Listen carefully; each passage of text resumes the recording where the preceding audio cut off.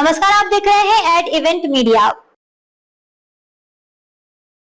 आइए जानते हैं आज विभिन्न शहरों में आयोजित होने वाले प्रमुख कार्यक्रम की जानकारी। चेन्नई ट्रेड सेंटर में 25 से 26 जुलाई को मेडिकल एक्सपो 2026 आयोजित होगा।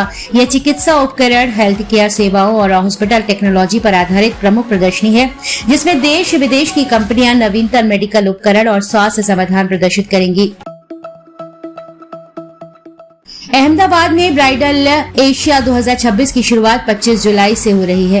ये luxury wedding exhibition fashion designers, bridal jewellery, wedding decor, accessories और प्रीमियम वेडिंग सेवाओं का भव्य प्रदर्शन करेगा। यह आयोजन वेडिंग इंडस्ट्री से जुड़े कारोबारियों और शादी की तैयारियों में लगे लोगों के लिए प्रमुख आकर्षण का केंद्र रहेगा।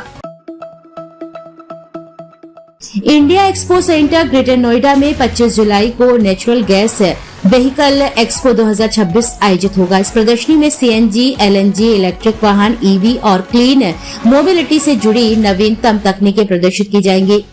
यह आयोजन ऑटोमोबाइल, ऊर्जा और परिवहन क्षेत्र की कंपनियों व विशेषज्ञों के लिए महत्वपूर्ण मंच होगा। आइए जानते हैं खास खबरें। नीट यूजी पेपर लीक के बाद परीक्षा व्यवस्था में किए जा रहे सुधारों पर सुप्रीम कोर्ट ने सख्त रुख अपनाया है। शीर्ष कोर्ट ने केंद्र सरकार और एनटीए से विस्तृत हलफनामा मांगते हुए पूछा है कि सुधारों को स्थायी व्यवस्था बनाने के लिए अब तक क्या कदम उठाए गए हैं। पेपर लीक और नकल रोकने के लिए केंद्र सरकार कानून में बदलाव की तैयारी कर रही है। नए विधेयक में फास्ट ट्रैक कोर्ट और दोषियों के लिए सख्त सजा का प्रावधान किया जा सकता है।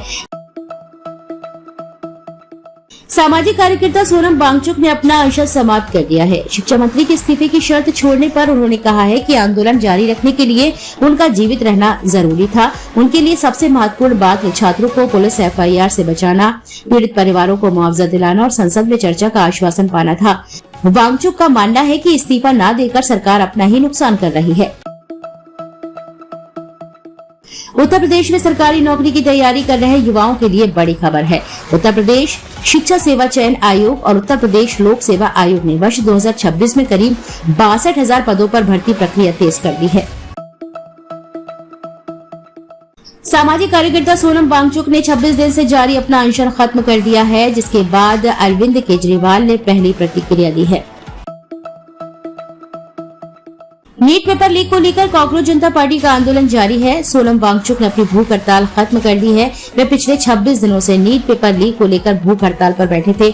दिल्ली समेत देश भर में विरोध प्रदर्शनों के बीच कांग्रेस जनता पार्टी और सरकार के बीच आज बातचीत होगी। लोकसभा में नेता प्रतिपक्ष राहुल गांधी ने शुक्रवार को फिर से अपनी 3 मांग को दोहराया है। उन्होंने कहा कि सरकार से सिर्फ 3 मांगे। शिक्षा मंत्री अपने पद से इस्तीफा दे दें, तभी हम संसद में बातचीत या फिर चर्चा करेंगे। भारत डायनामिक्स लिमिटेड ने स्नातक और डिप्लोमा अप्रेंटिस के कुल 147 पदों पर भर्ती के लिए आवेदन आमंत्रित किए हैं। इच्छुक और योग्य उम्मीदवार निर्धारित तिथि तथा ऑनलाइन आवेदन कर सकते हैं। सोशल मीडिया पर बेंगलुरु की एक चार्टर्ड अकाउंटेंट लड़की की पोस्ट जमकर वायरल हो रही है, जिसमें उन्होंने लोगों को शादी में लाखों रुपए खर्च न करने की सलाह दी है। भारतीय मौसम को लेकर एक डरावनी भविष्यवाणी सामने आई है। मौसम वैज्ञानिकों ने कहा है कि अल नीनो का अब सबसे खतरनाक रूप देखने को मिलेगा। राष्ट्रीय अभिभावक दिवस कब है? राष्ट्रीय अभिभावक दिवस हर वर्ष जुलाई के चौथे रविवार को मनाया जाता है।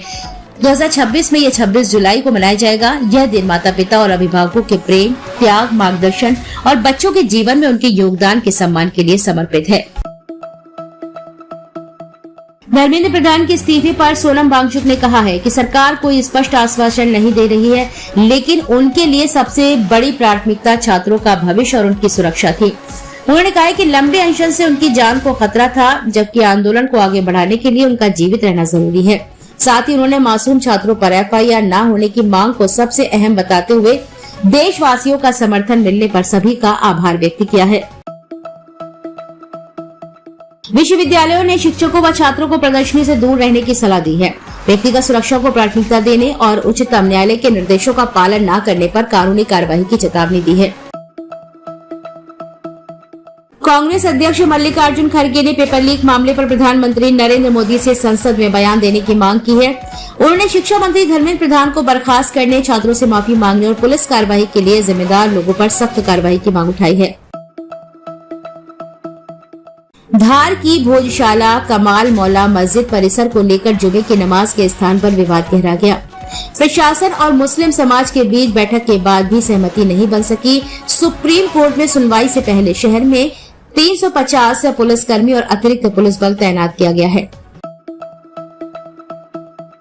संसद के मानसून सत्र का आज 5वां दिन है। आज भी नीट पेपर लीक के मुद्दे पर विपक्ष का हंगामा जारी है।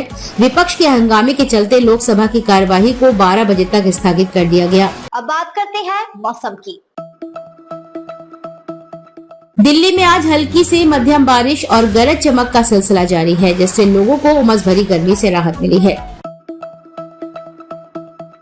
देहरादून में आज भारी बारिश और गरज चमक का दौर जारी है, जिसके लिए भारतीय मौसम विज्ञान विभाग ने येलो अलर्ट जारी किया है। पंजाब में आज कहीं कहीं हल्की बारिश और बूंदाबांदी के कारण तापमान सामान्य बना हुआ है और लोगों को उमस भरी गर्मी से काफी राहत मिली है।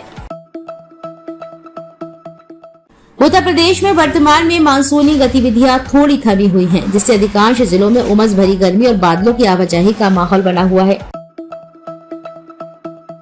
मध्य प्रदेश में मानसून एक बार फिर पूरी तरह सक्रिय हो गया है, जिसके चलते अगले 4 दिनों तक प्रदेश के अधिकांश हिस्सों में भारी बारिश का दौर जारी है। आइए जानते हैं आज का राशिफल।